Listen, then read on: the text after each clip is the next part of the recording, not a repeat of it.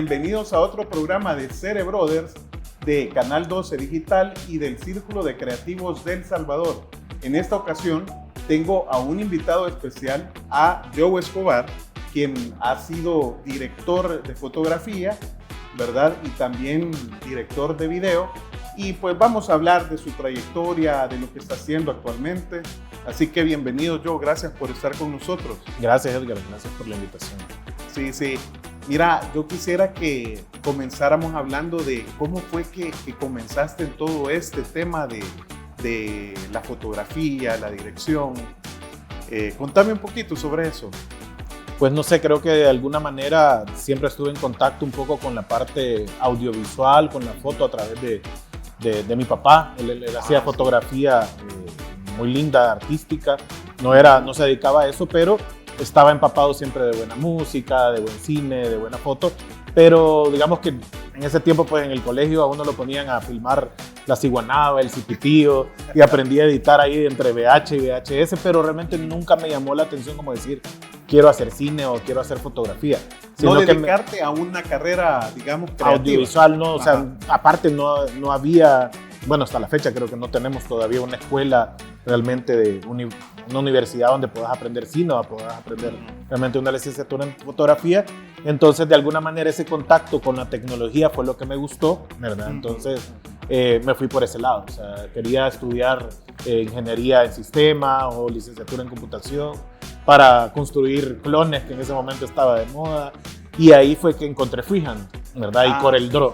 Entonces, que eran los programas de aquel entonces. Los programas de aquel entonces para hacer dibujo vectorial, ¿verdad? Entonces, claro. Me pareció fabuloso porque mi hermana es muy buena diseñadora gráfica y pintora, entonces mis dibujos parecían realmente de alguien que no debía dedicarse a dibujar, ¿verdad? Entonces Freehand me pareció fabuloso porque podía hacer logos y podía hacer un montón de cosas que realmente no lo estaba estudiando, ¿verdad? O sea, lo hiciste de manera empírica, totalmente prueba y error, ¿verdad? Y me acuerdo en ese momento para afiches de la iglesia o de conciertos, en ese momento yo apoyaba en esas cosas y ahí empecé a hacer afiches y diseño gráfico. Y dije, hey, me llama la atención esto. Y me salí de licenciatura en computación y me metí a estudiar diseño gráfico. Entonces ya en diseño gráfico, pues todo el amor obviamente por todos los programas de diseño.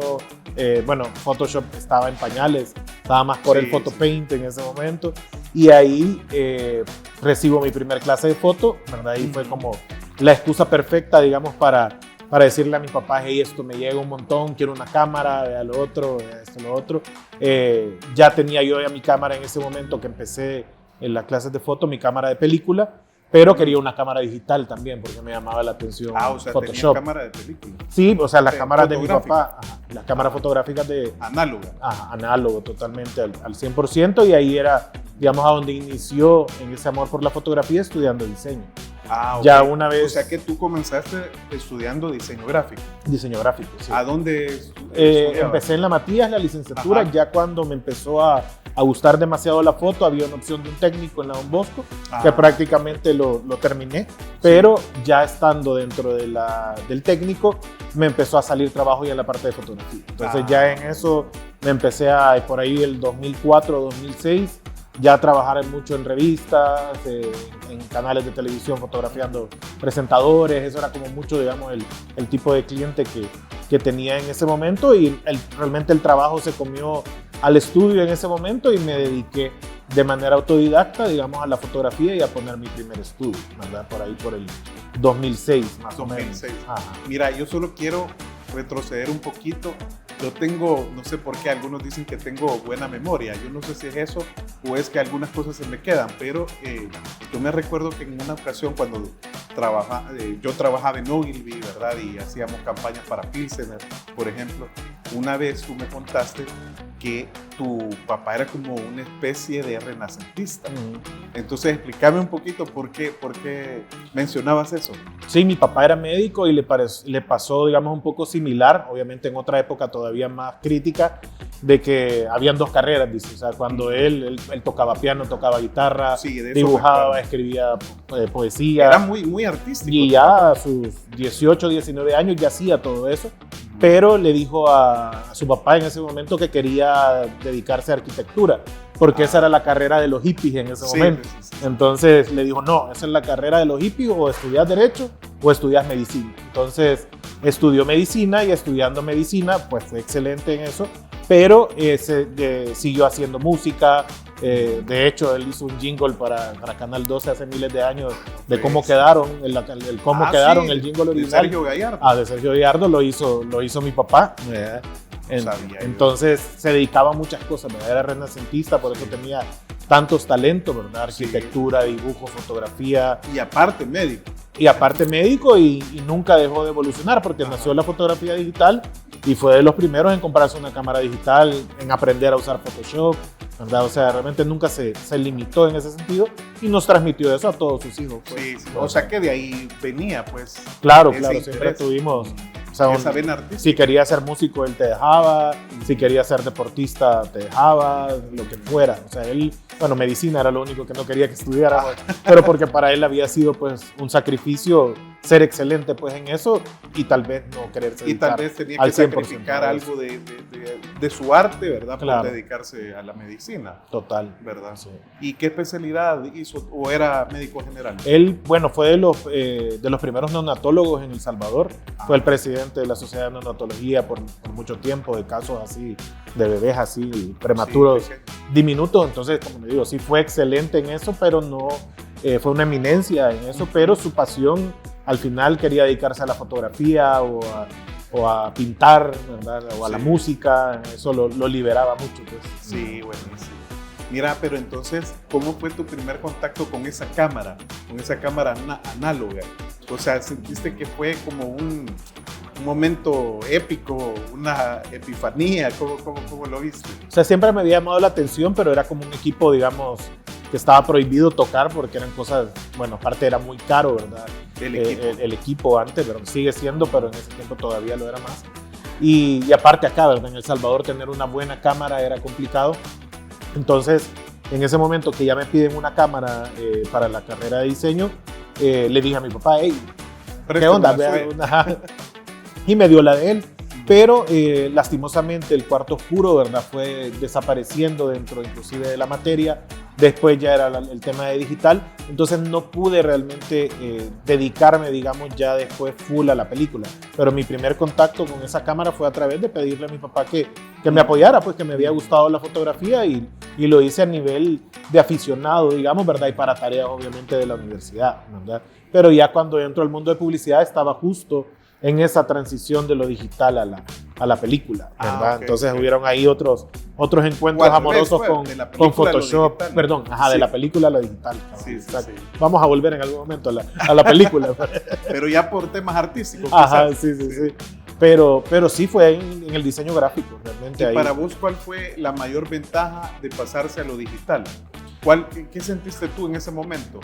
O sea, por ejemplo, existía mucha publicidad de fondo blanco, decía yo en ese momento, ¿verdad? Okay. O sea, es decir, la modelo sosteniendo un producto en fondo blanco, y empezaba Photoshop, se hacían los recortes, pero realmente yo se los decía porque en ese momento la Asociación de Fotógrafos de Publicidad trataba de renacer y se quejaban mucho de la parte digital, y yo les decía, pero es que lo que pasa es que ¿por qué no? ¿Y por qué estás ofreciendo la misma foto en fondo blanco? Que entiendo que tuviste que medir exposición en el fondo, después en el personaje, calibrar, tener una película exactamente, ¿verdad? Como querías, una prueba en Polaroid para que el cliente la viera, después, cantidad de disparos, etcétera, etcétera. Cuando esa foto ahora en digital la puedes tomar, o sea, en 10 minutos, o sea, y te la puede tomar casi que cualquiera. Obviamente que esté bien iluminada y todo eso, que tal vez un cliente no lo va a ver al 100%, sino que va a ver la practicidad, ¿verdad?, de la fotografía digital. Entonces, yo creo que muchos de esos fotógrafos, y la mayoría pues tuvieron que cerrar sus estudios pues posteriormente, ya tenían sus años dedicarse a eso, no evolucionaron. Entonces solo cambiaron de la película a la tarjeta, pero la foto era la misma.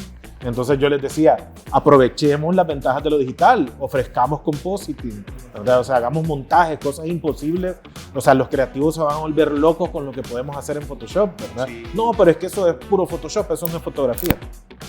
Había como un sesgo, ¿verdad? Claro, sí. Como siempre, pues en los cambios tecnológicos. Sí.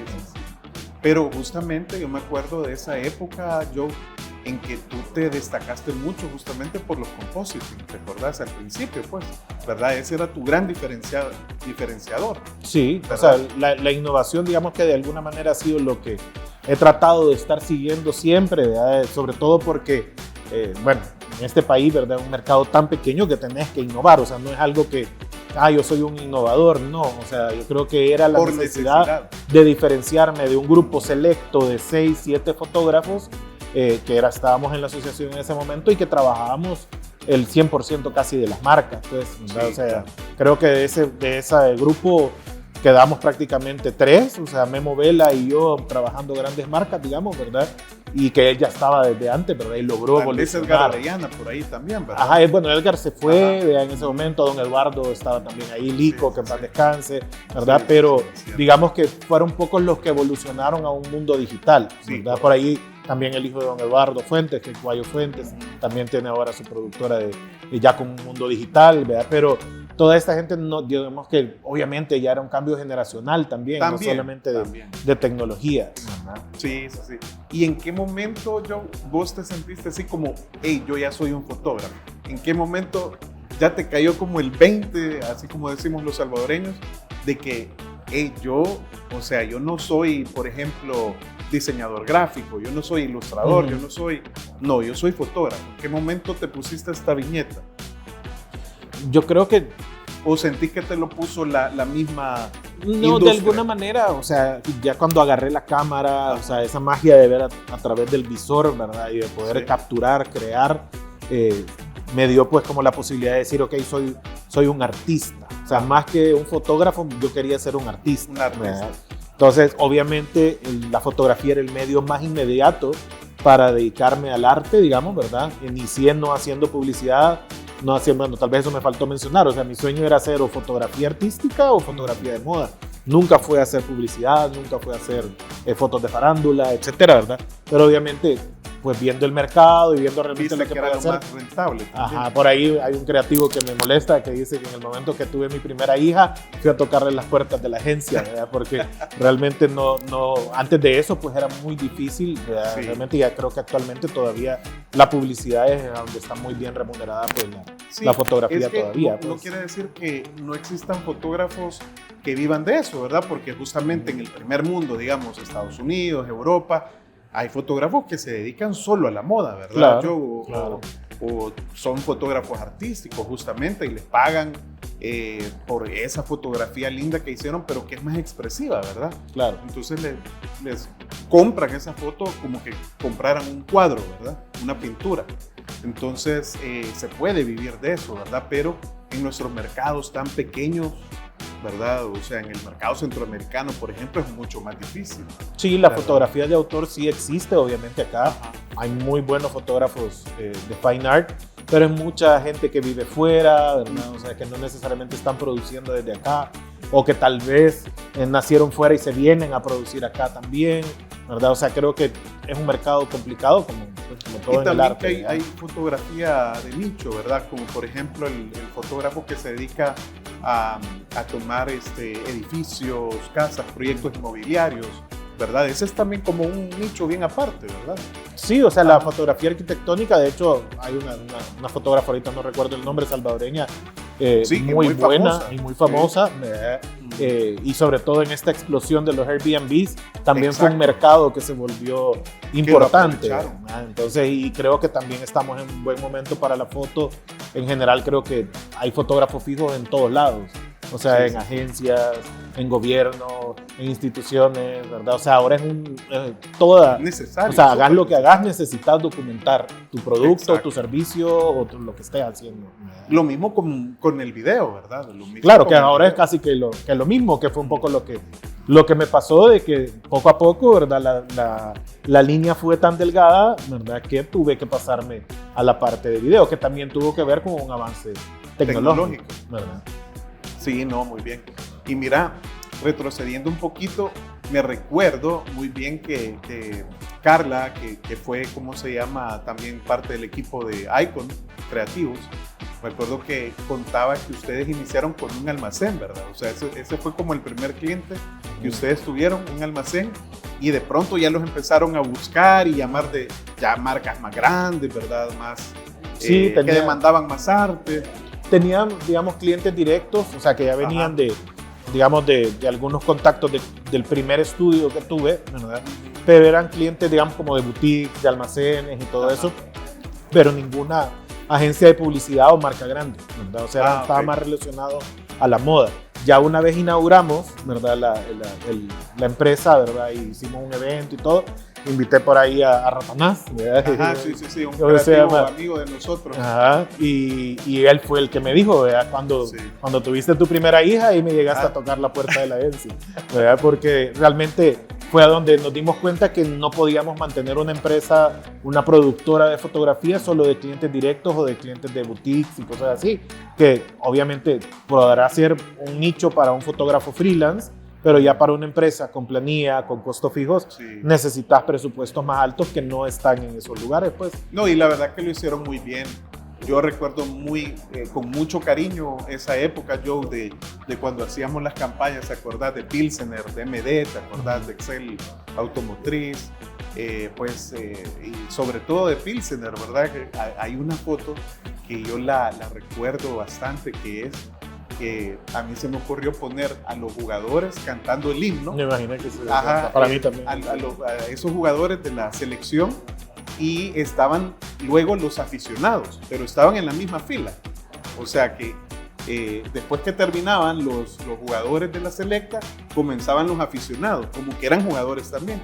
Y quedó muy bonito ese montaje y todo, pero justamente fueron los que salieron pues mal, ¿verdad? Sí, cabal. Bueno, de hecho, esa selecta nos dio bastante trabajo en un montón de marcas, ¿verdad? Pero después como que paró, ¿verdad? La inversión en ese rubro. Pero sí, me acuerdo de esa foto que era imposible en ese momento, digamos, porque queríamos que se viera el estadio completo y que se viera real, que se viera bien hecho, ¿verdad? Entonces queríamos que estaba de moda que todos los personajes estuvieran súper a foco y ese hiperrealismo, entonces lo fotografiamos individualmente, llenamos el estadio digitalmente, ¿verdad? Entonces cosas que ya se sabían hacer, obviamente en Hollywood el crowd reproduction es algo que se conoce, pero que ahora estaba al alcance de la publicidad con técnicas como el compositing. Entonces hicimos un montón de campañas y me acuerdo de esa. Una que me acuerdo mucho y que si me está viendo Mr. Ratanás, pues él se va a acordar, esta campaña que hicieron para Buffalo Wings también, ¿verdad? Que era full compositing también. Sí. Muy bonita también. El Rey del Chile, y me acuerdo una campaña de impresa repuestos que hicimos hace un montón de años, que fue la primerita, HDR, hicimos. HDR. Que eran los jugadores, los mecánicos jugando fútbol, y tenía eso como el look 300, ¿verdad? Que estaba de moda, acababa de salir 300. Entonces era realmente poder hacer piezas gráficas más interesantes a nivel de foto, pues, ¿verdad? Y fíjate que algo que yo me recuerdo también es que tuve la oportunidad de usar a Icon para los primeros videos. Yo no sé si vos te acordás que hicimos un video para Digicel ahí en el aeropuerto. Yo creo, porque en ese momento tú solo hacías fotografía, ¿te acordás? Sí. Pero en ese momento yo le dije a la productora, ¿verdad? Le dije, hey, ¿por qué no hacemos un video? Que ayúdennos ustedes y hagámoslo ahí en el aeropuerto, que eran cuando llegaban los... Sí.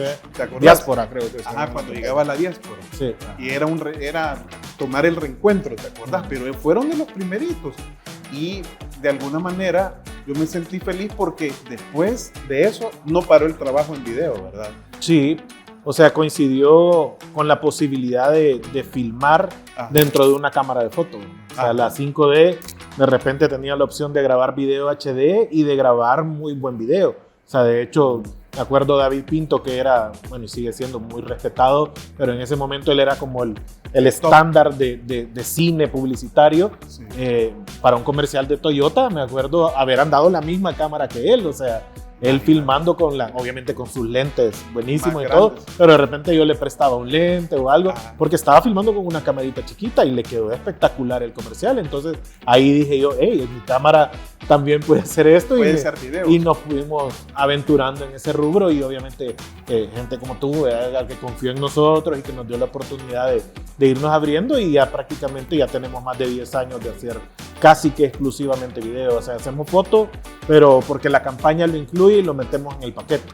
Pero foto sola ya es muy difícil, creo yo. Sí, sí, claro. Y para vos, ¿cuál ha sido como el reto de ser director de video? Para vos, ¿cuál es la gran diferencia entre ser un fotógrafo, digamos, o director de foto y ser un director de videos? Yo creo que ahora que quizás está un poco menos controlado, pero creo que la foto fija, de la manera que la hacíamos antes, poníamos el trípode, trabajábamos dentro de eso, o sea, junto con agencia, cliente, o sea, trabajar que ese cuadro quedara perfecto. En cambio, en video el reto es diferente, ¿verdad? No creo que hay algunas cosas, creo que la iluminación quizás, aunque parezca que puede ser más complejo, pero creo que es menos perfeccionista. O sea, en el caso de la foto fija, la iluminación tiene que estar perfecta porque tenés una eternidad para analizarla. En el caso del video, tenés que contar una historia, que haya una secuencia que demanda mucho más tiempo. Entonces creo que el mayor reto era poder lograr la calidad fotográfica que yo estaba acostumbrada en video, lo cual era pues prácticamente imposible en algunos casos, porque tenías que filmar 17 viñetas en un día, de verdad, y no te alcanzaban las horas del sol para hacerlo bien, ¿verdad? Entonces, realmente creo que ese es el principal reto, el tema tiempo. Lleva mucho más tiempo desarrollar un film que desarrollar una foto fija, entonces es más demandante por ese lado, y si lo comparo con los presupuestos que yo estuve acostumbrado a cobrar como fotógrafo fijo, siento que no está tan bien remunerado. Pero obviamente porque manejaba una técnica que era muy única, ahora el film, pues digamos que ya se volvió hasta tradicional, pues, ¿verdad? Hay mucha opción de que hay gente o hay directores que usan la fotografía análoga, no sé si ese es el término correcto, pero que usan equipo, digamos, antiguo, pero para darle un toque artístico, ¿verdad? O sea, es más por temas artísticos, ya no tanto porque les vaya a funcionar más, ¿verdad? Sino que es más porque quieren ver el granito por ahí, ¿verdad? Claro. Sí, no, obviamente imagen. hay una textura en la película que es inalcanzable, digamos, ¿verdad? Ahora pues la estamos imitando con inteligencia artificial. Ajá. Ahora puedes decirle, tomado en una Kodak Portra 400, con talente, etcétera. Pero antes de eso, realmente imitarlo en Photoshop, plugins, o sea, realmente nunca llegaba a una textura igual, y sobre todo el objeto, ¿verdad? O sea, el hecho que la fotografía en película es un objeto físico, ¿verdad? Es un objeto artístico que existe, ¿verdad? Y que puede llegar a ser eterno, a diferencia de una nube donde bueno, creo que a todos nos ha pasado que se nos borren, sí. Que se nos borren nuestros archivos. Esa es la parte, digamos, más difícil, ¿verdad? Claro. De la fotografía digital. Pero sí, a nivel artístico, bueno, nos pasó, hicimos un Ron Cihuatán hace quizás unos 8 años, que la propuesta creativa era que todo se hiciera en película, en fotografía de 120, de hecho lo hicimos, porque el RON estaba hecho a mano, entonces la campaña todo debía de ser artesanal, y ganó premios de print y todo, pero fue súper complicado, y creo que lo primero complicado fue trabajar con el director creativo, con el cliente, con la agencia, cuando ya no estábamos, bueno, no solo estábamos acostumbrados a ese proceso mucho más riguroso de trabajar en película, ¿verdad? O sea, yo sí le daba un preview, ¿verdad? Que no era un back Polaroid, pero era, digamos, en la computadora, disparar el ángulo más o menos, la composición, y después ya al pasarme a película, tenemos cierta cantidad de disparos, porque cotizamos solo esos disparos, ¿verdad? Sí. O sea, cotizamos cierta cantidad de rollo, entonces fue difícil decirle, ya no puedes seguir disparando, cuando eso ya no te lo dicen, ¿verdad? Claro, ahora pues con lo digital puedes hacerlo todo el día, ¿verdad? Claro. Mira, pero también un cambio muy importante, Joe, fue el tema de la inteligencia artificial, ¿verdad? Que en los programas anteriores hemos hablado un poco de eso, pero me gustaría saber tu punto de vista de fotógrafo, ¿verdad? De director de foto. ¿Qué pensás sobre la inteligencia artificial? ¿Cómo puede ayudar esta revolución a tu trabajo? Yo creo que más allá de la inteligencia artificial en sí como técnica, creo que son esos cambios tecnológicos que afectan a la producción audiovisual o al mundo artístico, ¿verdad? O sea, primero tener ese cambio de la película a lo digital en la foto democratizó un montón el acceso a la fotografía. O sea, antes de eso era sumamente caro para alguien querer hacer fotografía a nivel aficionado. Después salieron camaritas point and shoot con muy buena resolución y el que tuviera buen ojo podía convertirse en fotógrafo, ¿verdad? Entonces eso no le gustó obviamente a mucha gente, ¿verdad? Pero lo aproveché, o sea, aproveché la posibilidad de hacer cosas que tal vez antes no hubiera podido hacer por recursos, sin desestimar obviamente el craft, la técnica. Después de pasar a lo digital, aprovechar todo el mundo de Photoshop, vemos que las cámaras también pueden filmar video, democratiza otra vez un montón a un montón de gente que quería hacer video y no tenía plata para hacerlo, los recursos, y ahora la IA dice ya no hay límites. O sea, querés tener una calidad a nivel Hollywood, lo que tenés que saber es cuáles eran las buenas películas, quiénes son los buenos directores de fotografía, qué es un claro oscuro, ¿verdad? O sea, sí, ahora más que nunca es importante leer, escuchar buena música, porque yo doy clases de inteligencia artificial en México, en Centro U, y tengo gente de todos los estudios que te puedas imaginar de México, grandísimos, gente de Netflix, gente que tiene 40, 50 años y dicen, hey, yo no me quiero quedar atrás con esto, ¿verdad? Y lo quiero aprender. Y los que mejor resultado dan no son los jóvenes que tal vez no saben mucho de cine, son los que estaban en ese punto medio, que saben de cine, que saben de narrativa, que saben de dirección de fotografía, y los otros que no lo saben, por más que tengan el mismo bot, el mismo modelo de inteligencia artificial, no logran lo mismo. Entonces, ahora lo más importante es ya la técnica está al acceso de todos, o sea, el craft. Tú puedes poner, haz una foto impresionante y te va a hacer una foto impresionante, ¿verdad? Pero ya el valor de las ideas creo que va a ser mucho más, ¿verdad? O sea, ahora el creativo va a ganar más, el director va a ganar más, porque es el que realmente puede o crear la idea o ejecutarla realmente, ¿verdad? O sea, no existe eso. Palabras, es la época en donde se tiene que apreciar más el conocimiento. Totalmente. ¿Verdad? Sí. Porque escribir un prompt cualquiera lo va a poder hacer, ¿verdad? Sí. Pero escribirlo bien, ¿verdad? O sea, como tú decís, sabiendo qué lentes, sabiendo qué cámara, sabiendo qué narrativa es la adecuada para contar ese video, ese comercial que se apegue más a la marca, ¿verdad? O sea, tener ese criterio, al final es criterio, ¿no? ¿Verdad? Claro. O sea, tener ese criterio es lo que te va a ayudar más como creativo. Sí, que creo que eres una de las...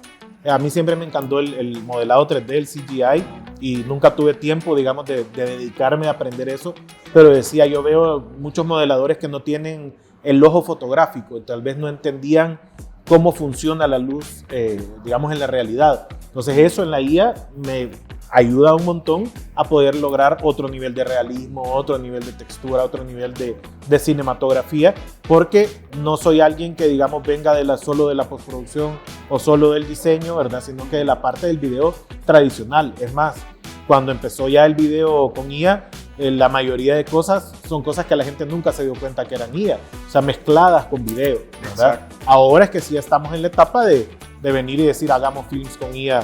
O lo que hablábamos fuera de cámara, que me contaste que hace 2 o 3 años hicieron un comercial para Suprema donde ya utilizaban inteligencia artificial, ¿verdad? Y creo que fue en el país, creo que fue el primero, ¿verdad? Que salió en medios. Sí. Y ¿cómo se llama? Pero hicieron una combinación, ¿verdad? Un híbrido entre... En ese momento no se podía hacer video en IA como se hace actualmente. Digamos que era algo casi que automático, es lo que se conoce como el texto a video, que escribías un prompt y te salía, digamos, por más que lo especificaras, te salía lo que quisieras. Entonces no era una posibilidad para poder seguir un guión de agencia. Entonces se filmó a los modelos de manera tradicional y bajo procesos de postproducción tradicionales se recortaron, ¿verdad? Y eso se generaron fondos en inteligencia artificial y después cuadro por cuadro, o sea, los 24 cuadros por segundo, se fue generando esa inteligencia artificial para que eso se convirtiera en un video, porque realmente no había un proceso. Entonces se desarrolló un proceso específico para la campaña que se hizo en conjunto con la universidad que te mencionaba, con Centro U en México, con equipo de trabajo, para poder hacer algo que en ese momento los modelos no lo permitían. Ahora tú tenés una foto de cuando estabas chiquito y le decís quiero salir corriendo y salís corriendo de tu foto cuando estabas chiquito. Pues. Sí, es increíble lo que se está viendo ahorita, ¿verdad? Y mira, Joe, ¿y qué pensás hacer en el futuro? O sea, ¿cuáles son tus perspectivas? Por ejemplo, ¿querés seguir en esto de la publicidad, ¿verdad? De la fotografía o el video comercial, o en algún momento pensás, por ejemplo, hacer más fotografía artística. Sí, o, claro. Por ejemplo, un largo, por ejemplo, ¿verdad? Un largometraje un poco más expresivo. ¿Qué pensás hacer en el futuro? Yo creo que en la parte laboral, sí, la producción ejecutiva que la hago a nivel de video, creo que es algo en lo que podría seguir trabajando mucho más tiempo. Tal vez la dirección y la dirección de fotografía es bastante cansada y no me imagino haciéndolo 15, 20 años más, ¿verdad? Pero la producción ejecutiva sí, ¿verdad? Que básicamente es darle vida a los proyectos, conseguir la plata, los clientes. Y en la parte también de inteligencia artificial, ahí sí crear, o sea, ahí sí ir creando cosas publicitarias. Y mi amor, más allá de, me encanta el cine, pero más allá de hacer un largo o de hacer cortos, que también he hecho un par de cortos, es la fotografía de autor. O sea, ya dedicarme a contar mi mensaje, ya no el concepto de alguien más, sino que lo que yo quiero decir. Entonces sí, o sea, dedicarme al 100% de eso, pues ha sido la meta desde el principio, pero obviamente lo ves hay otra manera de encontrarlo. Por ejemplo, ya jubilado, ¿lo ves? Sí, totalmente, porque he tratado de mantenerlo a la par, pero siempre se descuida lastimosamente la parte, los proyectos personales, pues. Correcto. Y realmente son los más importantes. Vaya, mira, para terminar, yo quiero que hagamos un jueguito de tiro al plato. Ya sabes cómo funciona. Yo te doy una palabra y tú me decís una definición, o con otra palabra me definís lo que para vos significa. No sé si queda claro, no sé si lo expliqué bien. O sea, te digo otra palabra después de vos decís zapato, exacto, y yo digo calcetín. No, pero algo que represente para vos. O sea, por ejemplo, yo puedo decir Canal 12. ¿Qué significa para vos Canal 12? Y tú lo decís con una o dos palabras. Ok. ¿Verdad? Ok. ¿Verdad? Entonces vamos a comenzar ahorita. Cine. Expresión. Fotografía. Mensaje y expresión. Escuela. Obsoleta. Universidad. Aquí en el país. Universidad. Un sueño, tal vez. Siempre quise estudiar fuera. Ahí no se dio. Diseño gráfico.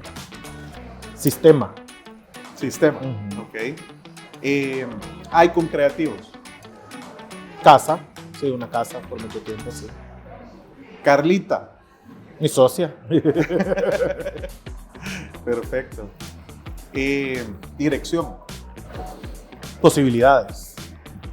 Publicidad. ¿De qué comer? Y por último, papá. Maestro. Buenísimo. Sí. Buenísimo. Bueno, yo, mira, te agradezco por este espacio. La verdad que ha sido súper interesante la plática. La verdad que yo siento que todos los que nos ven van a aprender mucho, ¿verdad?, sobre el tema de la fotografía, la dirección. Y no sé si tenés un último mensaje para la audiencia. Sobre todo para los jóvenes. No, muchas gracias por haberme invitado. Yo creo que lo principal, si les hablamos a los jóvenes, a los que ahora tienen acceso a todas estas herramientas que nosotros no teníamos acceso, al menos no de manera tan fácil o tan a la mano, que las aprovechen, no a la ligera, ¿verdad? Sino que busquen siempre la identidad. O sea, siempre he dicho que la identidad es el camino más rápido a la trascendencia, ¿verdad? O sea, cuando tú haces algo único, realmente te notas. Pero hacer algo de calidad, algo bonito, o sea, creo que ahora todos lo podemos hacer, ¿verdad? Lo principal sería que se impregnen, ¿verdad? Que impregnen su mensaje, su identidad, ¿verdad? Hagan lo que hagan, en el rubro que se dediquen, que le pongan su sello, pues. Su sello personal, ¿verdad? Total. Buenísimo, Joe. Muchas gracias. Bueno, muchas gracias por habernos visto en este programa de Cere Brothers, y esperen más programas. Vamos a tener, como decía en el programa pasado, vamos a tener a personas creativas, no solo de la publicidad, sino que también del mundo del arte, de la producción. Así que nos vemos en el próximo programa.